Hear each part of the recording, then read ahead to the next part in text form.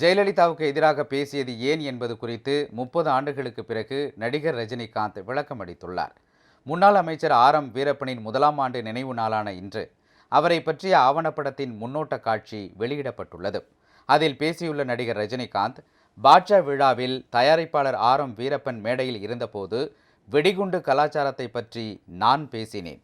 ஒரு அமைச்சரை வைத்துக்கொண்டே அதை பற்றி பேசியிருக்கக்கூடாது.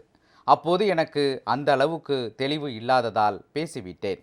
அப்போது முதலமைச்சராக இருந்த ஜெயலலிதா அவரை பதவியிலிருந்து நீக்கிவிட்டார். அது தெரிந்ததும் என்னால் தானே இப்படி ஆகிப்போனது என்று எனக்கு இரவு முழுவதும் தூக்கம் வரவில்லை. ஜெயலலிதாவுக்கு எதிராக நான் குரல் கொடுத்ததற்கு சில காரணங்கள் இருந்தால் கூட இந்த காரணம் முக்கியமானது என்று ரஜினிகாந்த் அதில் குறிப்பிட்டுள்ளார்.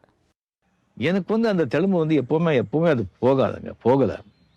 ஏன்னா நான் தான் கடைசியாக பேசினது. நான் கடைசியில் பேசின பிறகு அது எப்படி மைக்கை பிடிச்சி அவர் பேச முடியும்? மதிப்புக்குரிய சிஎம் ஜெயலலிதா அவர்களுக்கு எதிராக நான் ஒரு குரல் கொடுக்கறதுக்கு சில காரணங்கள் இருந்தா கூட இந்த காரணம் ரொம்ப முக்கியமானது.